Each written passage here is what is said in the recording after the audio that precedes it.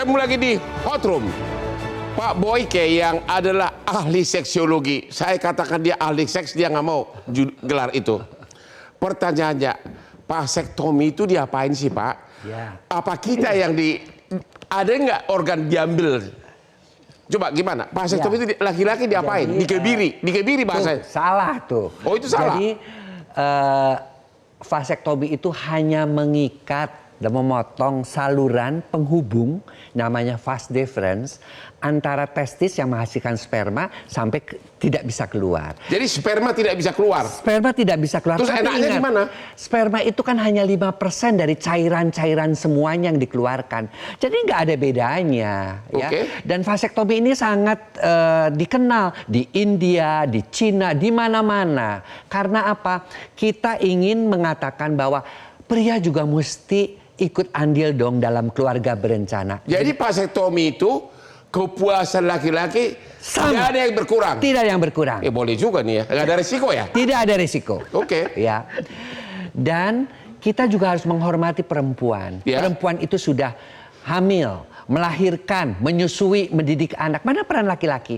Makanya di India, dimanapun mereka lebih laki-laki yang sayang sama istrinya, mereka mau melakukan Berapa vasektomi. lama untuk proses vasektomi? Vasektomi itu karena prosedurnya mudah, dia itu bisa dokter umum plus saja yang melakukannya, memotong kemudian mengikat, memotong kemudian Potong, mengikat. ikat. Ya, sudah begitu dia tunggu kurang lebih 8 minggu sampai 12 minggu karena masih ada sisa-sisa sperma supaya tidak terjadi kehamilan. Dan itu sama, keperkasaannya tetap sama. Kemudian juga jumlah cairannya hanya berkurang 5%. Kemudian juga keluarga menjadi lebih harmonis, tidak ada takut lagi bahwa istri akan terjadi kehamilan. Dan juga kepada pacar-pacar aman. Nah, aman. Tapi ingat, vasektomi tidak menjaga dari penyakit kelamin. Oh, tidak menjaga? Tidak menjaga. Nah, ini orang selalu mengatakan, gue udah vasektomi, nggak apa-apa, gue seks bebas, nggak akan menghamil. Nggak akan menghamili, tapi tetap terkena penyakit kelamin. Jadi mitos-mitos ini yang harus dibenarkan. Dan jangan sampai orang sekarang di Indonesia jadi takut untuk melakukan vasektomi. Karena vasektomi itu adalah suatu tindakan, ya kalau seorang laki-laki ingin menyayangi laki-laki Indonesia dari segi persentase kurang dari 1%. Kurang dari 1%. Beda dengan kurang dari 1%. Kenapa? Takut? Karena takut, karena mitos-mitos yang berkembang. Takut mati gitu si Ucok? Bukan. Nah itu. Ya, padahal itu tidak benar. Testosteronnya tetap, semuanya tetap.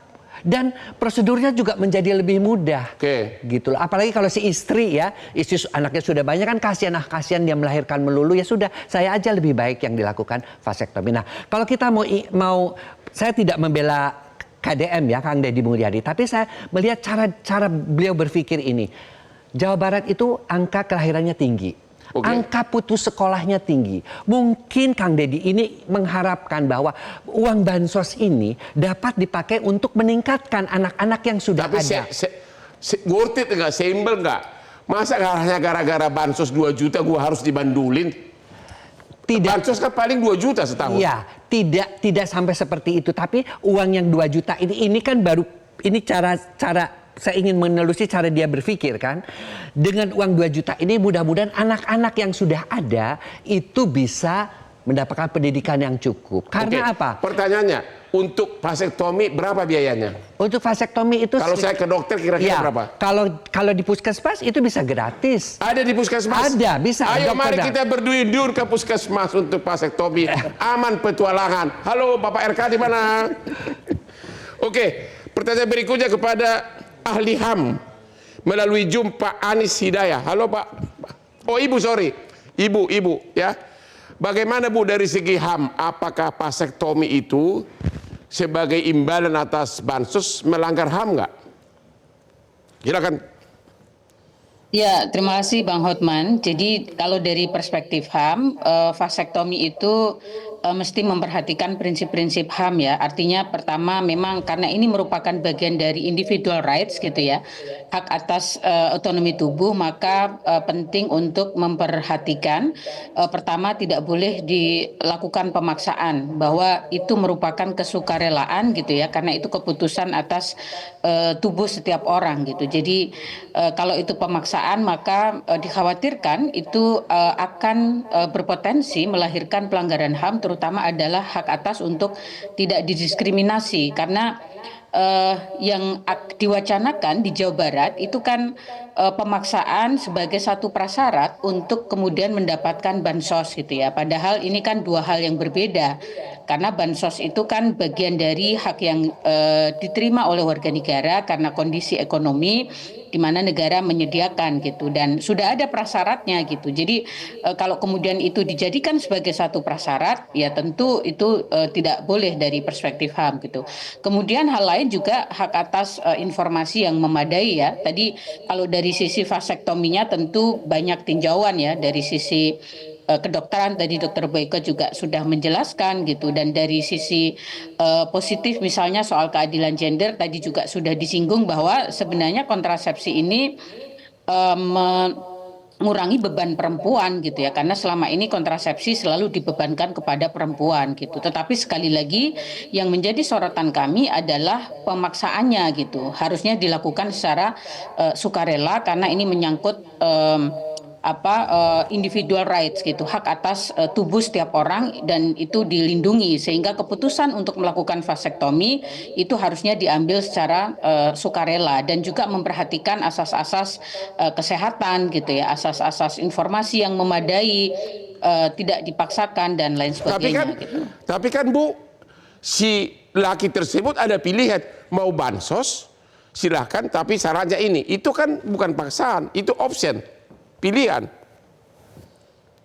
Ya, pemaksaan dalam hal ini adalah tidak punya pilihan. Orang yang memang berhak untuk mendapatkan bansos karena kondisi ekonomi tidak bisa memilih, karena kalau tidak melakukan vasektomi maka dia tidak mendapat bansos. Artinya itu kan dalam kondisi tidak punya pilihan gitu. Dan dalam situasi itu masuk kategori pemaksaan gitu, sehingga memunculkan kenapa pemaksaan vasektominya hanya kepada kelompok tertentu, misalnya orang dengan ekonomi terbatas gitu ya, kelompok rentan gitu, yang ini melahirkan berpotensi melahirkan hak untuk tidak didiskriminasi gitu. Oh begitu. Jadi dari segi hak asasi manusia menurut Ibu total bertentangan. Betul, karena dari aspek pemaksaannya ya, bukan soal vasektominya, tetapi pemaksaan vasektominya itu yang secara hak asasi manusia atau dalam perspektif hak asasi manusia tidak dibenarkan. Oke, terima kasih Pak Ahmad. Anda gimana? Anda udah vasektomi belum? Waduh, Hah? tidak Oh tidak. vasektomi. Kenapa? Karena begini, persoalannya ini bukan persoalan, ini kaitannya sama bansos ya. Pertama, saya bukan penerima bansos ya. Jadi nggak ada. Ada yang menarik ya, misalkan tadi dokter mengatakan vasektomi itu aman, murah, efektif, efisien begitu ya. Tapi sebenarnya yang perlu ditinjau dalam perspektif kebijakan publik, bahwa vasektomi ini adalah mengubah secara permanen. Kan sudah diputus, dia tidak bisa disambung. Nggak bisa disambung lagi? Bisa disambung, namanya rekanalisasi. Bisa. Apalagi tadi keberhasilannya itu sekitar 30%. Dan mudah-mudahan, kalaupun vasektomi sekarang dengan teori-teori yang terbaru, mungkin ditemukan alat yang baru hanya berupa cincin saja, keberhasilannya mungkin bisa lebih baik lagi. Kalau sudah vasektomi, bisa nggak kembali? Bisa disambung lagi, 30% lagi. keberhasilannya. Okay. Namanya adalah rekanalisasi. Bisa spontan, bisa dibantu lagi. Ya, Kemarin tapi kemungkinannya hanya di bawah 30% untuk balik, artinya untuk di bawah hamil lagi. 30%. Dalam konteks Apanya? Untuk bisa berreproduksi kembali. Iya. Oh, di bawah 50%, hanya 30%. kejantanan berubah nggak? Apa? Kejantanan. Tidak, sama sekali. Dari tadi, kejantanan tidak ada perubahan apapun juga.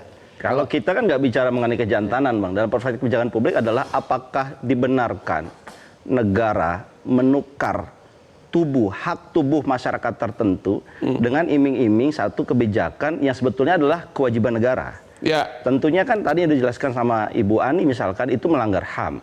Dan kita dalam perspektif kebijakan publik sangat benar bahwa itu adalah sebetulnya itu adalah insentif dalam ekonomi dan bukan paksaan. Tetapi yang jadi masalah adalah ketika ini adalah insentif ini kemudian menyangkut kepada hak seseorang akan tubuhnya, apalagi masyarakat tertentu. Ya. Tentunya nanti orang kaya juga akan bilang, kalau begitu saya kaya, saya boleh punya anak banyak, terus saya dapat insentif dong. Sebagaimana orang miskin, Ya. dia punya anak dikit dapat insentif. Ya. Kan akan begitu logika berbalik dalam kebijakan publiknya. Nah itu kan logika yang salah bahwa menggunakan instrumen keadilan sosial, bansos ini keadilan sosial, Ya. tetapi digunakan untuk solusi pengadilan anak.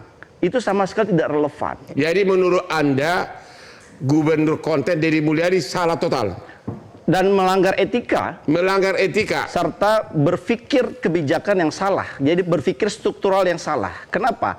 Dianggap bahwa kemiskinan itu adalah karena jumlah anak banyak.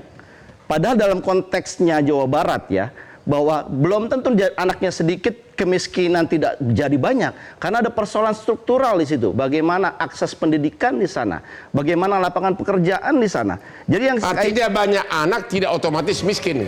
itu dia yang harus diluruskan. Oke, kita istirahat dulu, ketemu lagi di Hot Room.